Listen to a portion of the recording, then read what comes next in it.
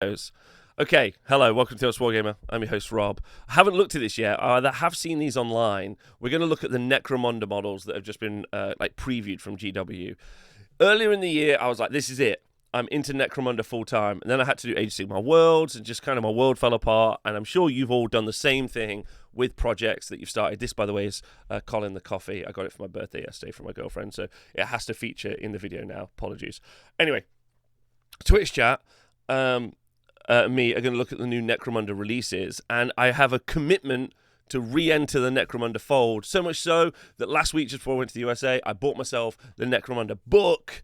I'm ready. Either next week or the week after, I'm sitting down, I'm reading the rules start to finish, which is like 700 pages, and I'm going to put a gang on the table, and I'm going to play a game of Necrounda. And then from that point on, I assume my life is over, and I don't make anything useful content apart from Old World and Age of Sigmar and, Shatterpoint and Moonstone. But anyway, Games Workshop released some new minis, and we should take a chance to look at them. So look at these with the Twitch chat, right?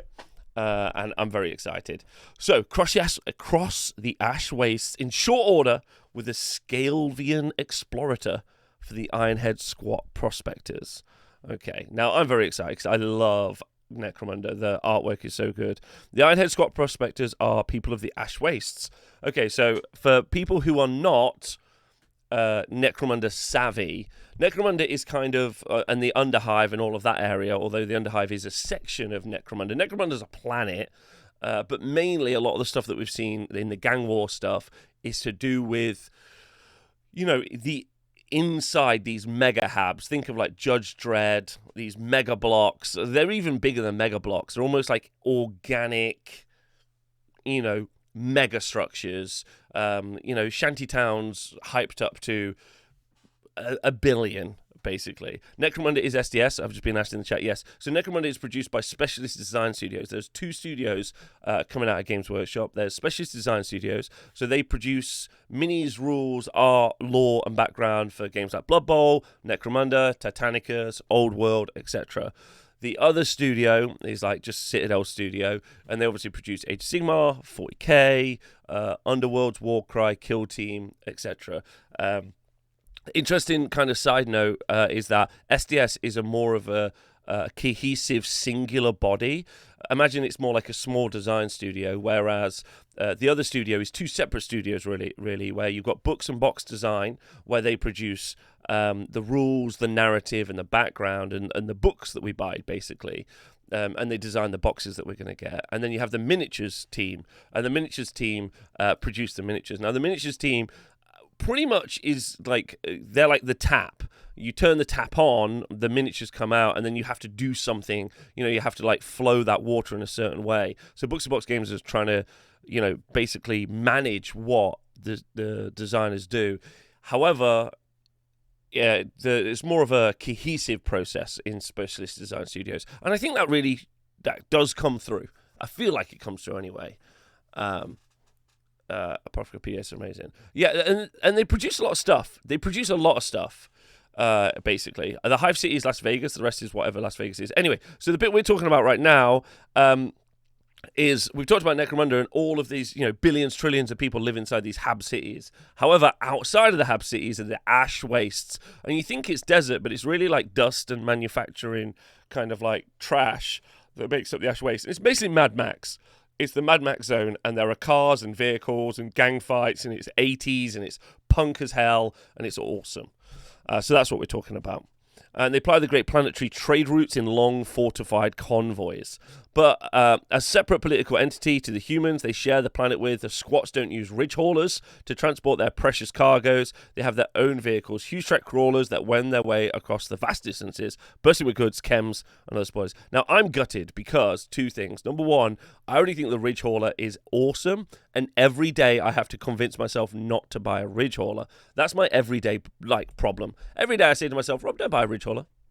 Don't do that. You haven't yet played a game of Necrounda. You need to play a game. You need to sit down with your buddies and just play a game. And every day I'm like, got to do it. And then this comes out. And now I definitely don't need this, but I want this so much. I want a ridge hauler and I want this. And I want them to battle, and I don't know what that means. Rob, buy a Ridge Hauler because they have to. Then you have to play. I want a Ridge Hauler so bad. That's all I'm going to say. And then I now want this. And this is, I think, my partner said to me yesterday. She said, "This has done something to the boys." And I don't know what she means by that, but every person I've seen online is obsessed with this mini, and I would like to add myself to the chorus. Right? I don't know about anyone else. She is right. Yeah, I went feral for it. Okay, everyone in the chat is in the same position. I don't know other people watching this on YouTube. Please let me know. But I think it's 11 out of 10. It's got a super unique design. Also, what I like about Specialist Design Studios as well is they kind of take shots at main studio, but you have to see it. This is the underground, like, bitchy comment that you don't really get unless you're in the circle, but everyone else is like, "Oh my god, girl, did she just say that?" This is the hot tea of Warhammer, specifically Games Workshop. We are watching Games Workshop hot tea because what they're basically saying is, "Hey, we saw you design some squat vehicles. What if we did a squat vehicle?" And I think it's better than the Leagues of Votan miniatures, the vehicles at least. Now, I'm excited to see what everyone else thinks because that's the first like hot take, right? It's resin, sure, right? I understand that, right? We could talk about this. We'll talk about it being resin and all that other nonsense in a minute, and it'll also be £1 billion, right? But my question is to you, dear YouTube listener, and to Twitch chat and everyone else: is this better or not better than? Or you're like, are you going to sit on the fence and say it's different? I think this is better. That's what I'm going to say. It's tied with the Saguitar for me. The Moonbuggy was the best model of 2020. My favorite transports to come out of Forge World have been the Arvus Light Fighter. It's one of my favorite things ever made. Eon Blue, thanks for resubscribing. So I love the Arvus Light Fighter, and I'm also a massive fan of the transports for the Solar Auxilia. I think they're good, but easily the best is the Triaris land transport, or the land train, for the Mechanicus from Horus Heresy. Easily the best. And I think this is as good. This might be up there with as good, in my personal opinion. I love loads of parts about it as well. It definitely has like Moonbuggy vibes, which is fun. It's also quite like, design choice different from a lot of the other miniatures that we've seen. It's not blocky like it's something that's Imperial, and it's also not, because even the Solar Auxiliary stuff is blocky because Imperial stuff is blocky. That's how they design stuff. Votan's now got this unique ability to do rounded elements, and I think that's very cool, in my personal opinion. The Wave Serpent. No, they have made miniatures better than the Wave Serpent, chat. Pershaw, what? Thank you to Cage No Anastu for resubscribing. I like the fact that 40k allows both aesthetics to exist, says Surrogate Gaia, without it cancelling each other out, vehicle patterns, weapon patterns, etc. I think having the vehicles being formed by the culture, or society they're from is super rad, in my opinion. Hello, Honkai. Haven't played Sigmar since Petrifex went to -1 to wound. You got this, Honkai. Come on. The Sisters of Silent Ship from Horus Heresy is cool. The Sisters of Silent Ship from Horus Heresy is cool, but it feels like it's not really backed up by much. But I agree. Okay. These are the Scalan Explorators, the workhorses for the squat holds. They're hard to crack, nearly impervious to small arms fire with a toughness of 7, which is ramped up to a formidable 9 against shots from the front, and relatively rapid with a 6-inch move. Their iron head claw can destroy obstacles and flimsy structures without damaging the vehicle itself. On top of that, they have a transport bed along either side of the hull and 2 weapon hardpoints, mounting those juicy iron head flamers and heavy stubbers. So, Rob, do you do 40k? Eater of Brushes? I don't at the moment make tons of content about 40k. I made a how to play. I've seen it play a little bit. And then the beginning of 40k was a bit of a mess for me. And it's really tough to be in the Games Workshop cycle, if that makes sense. And I feel like this edition, committing heavily to 40k, means because you have to commit heavily to one of the main systems, like Age of Sigmar 40k. It's an all or nothing situation in most of the times. And I think I would like to commit over the next 3-year cycle to things like Old World, Necromunda, Shatterpoint, Moonstone, stuff like that. I'd like to explore, kind of stretch my feet a little bit, or stretch my wings a little bit in these other game system spaces. Specifically because also 40k just feels like a copy and paste of its last edition. Like it feels like basically the same. So I'm not too interested. I have loads of 40k models. I have loads of 40k armies, and I really like the lore and I like the minis. But right now, they aren't doing anything with the game. The game company itself isn't very progressive. And what I mean by that is outside of obviously paying their staff well and crediting their artists, they're also not developing very interesting new paradigms and ways to play. And I think a lot of these other game companies, especially small indie ones, are doing that. And I think that's quite fun. So I'm looking at a long way to say no. It is a long way to say no, but it also, the why is important, right? I think. I love that the sides count as a transport bed. It would look cool to stack with squats surfing across the waist. That would be cool. What, the bit on the top, putting some squats on? I would love that. Right. So the Ironhead Claw can destroy obstacles, mount those juicy Ironhead Flamers and heavy stubbers. You got to remember everything in Necromunda. Necromunda's kind of like, you know when you watch a Marvel movie and they blow everything up and everyone dies, but no one dies? It's like you could get hit with like a nuclear weapon in Marvel movies and like you don't die, right? But everything in Necromunda is like one of those movies where as soon as someone gets shot and they die immediately, like, oh, okay, this is real. This is real stuff, right? Yeah, the A-Team effect. Everyone in the A-Team, like they fire 1 million bullets in the A-Team and everyone's fine, right? Whereas this is a game where, like, as soon as you fire a single rat grenade blows up, it's all over. Everyone's dead. So when they say like the heavy flame, you're like, whoa, calm down.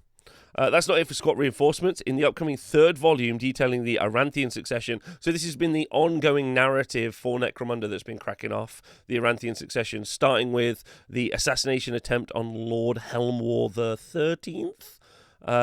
Lord Helmwar the 13th. And then since then, basically a big power vacuum, because he was the head of like Necromunda society. And now there's been the Aranthian succession where lots of people are trying to take over. Chaos has joined the fray. There's been a whole thing. It's been a whole time. There are 2 exclusive hired guns coming as well. Orin and Uranson Grimjarl are among the last survivors of Yaldan, a squat hole destroyed under the mysterious circumstances. Ooh, okay. So Tropic Thunder equals Necromunda. Yeah. No, I haven't looked at these in detail, and they are very good, right? They are very fun. What are these? Orin and Urson Grimjarl are one of the last survivors of Yaldan, a squat hole destroyed by mysterious circumstances. Now, these are cool. Now, these are specifically saying squats and not saying Votann. It's quite interesting. Like, Necromunda has squats, it doesn't have Votann. And I would like to, deep dive that at some point. I think that's quite interesting. But this is very cool. I love the big gun. Obviously, that's ludicrous. I like the beard pipes coming off his suit, which I think is very cool. He does have big Caradhran Overlords vibes, which I think is fun. I think. This feels weird to me. I'm not into Necromunda, but how can a gang of rats and people with sticks go up against this with all this stuff on it? Booban's right. So Booban's talking about the Rat Gang, which is the Honest Wargamer chat's own Necromunda gang, the Rat Gang. So that's one of the gangs that you can get, and it's like full of like trash humans and bomb rats and stuff. Like how can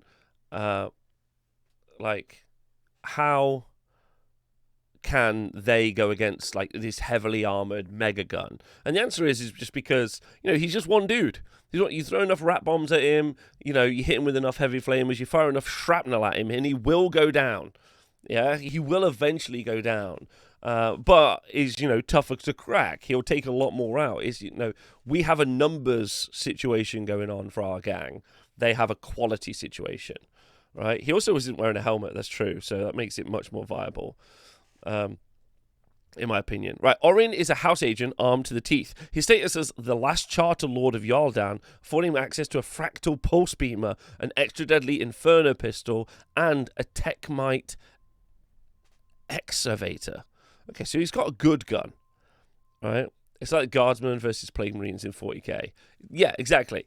Like, they're just loads of Guardsmen, and eventually you'll get them. It's like Termagants or Hormagants, or Genestealer Cults. Eventually they'll bring down a Space Marine. Take a lot to happen, but it will. Okay. What do we think of this model, chat? I'm quite interested in what you're thinking. I think dwarfs are fairly hard to bring a lot of presence to, specifically because our eyes read the armor values and weapons and profiles and stuff like that, on a more elongated model, and so these shorter kind of bodies are harder, I think, to sculpt. My personal opinion. Too busy, says Havoc 91. All you need to win wars is fun point disregard for your own team's mortality. That is true, Twitch Terry. 4 out of 10, too busy. Too busy, interesting. He does have a lot going on. He really does have a lot going on. And even also saying guy's way too big a gun, in my opinion. Interesting. Raggang is garbage walkers to 5 vehicles. It's glorious. It's true. Okay. All right. Too big. Too busy, apparently. Too busy. Not enough negative space. Necro high guns are always very busy. I think they are as well. It's because they're meant to have, super unique tech that no one's got. I don't like his chest pipes. Bot companion is 15 out of 10. I agree. All right. I think this looks good. His younger brother, Urson, is more of a lone wolf, a bounty hunter with a souped-up long-shot hunting rifle that does 2 damage at strength 5 with rapid-fire 1. Ooh, we're getting rules now. And Renning to boot. He's accompanied by a Tekmai Oculi on his quest to hunt down the nomads of the Ash Waste who destroy his home. Okay. I'm really into this guy. I think this guy looks great. I also like that he's got a pipe. I like that they've both got a pipe, but they've got different pipes.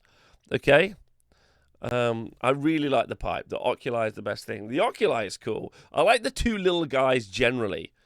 I think generally little robots works quite nicely for me. I think that works very nice. Very good. Has he got another little robot in a backpack on his back? I think he does. I think he has a second robot on his backpack. Ooh, at the flight base. Yeah, I mean, I agree with that. In the desert, this guy's hunting some humans in the desert. This guy is living his best life. This guy is having, look at his life is so good. He's just like, looks like we've got some little creepers over here. We're gonna go get them. Don't like the elongated rifle. Okay, that's quite interesting. It hasn't got like a silencer or anything on the end or a muzzle brake or whatever. I'm not a gun guy, so some people are about to gun guy school me up. So I don't. The long rifle is fine. I like the long rifle. If I'm 100% honest, I like the long rifle. In my opinion, I think it looks really cool. I like the drum barrel. I like the scope. I think it's really fun.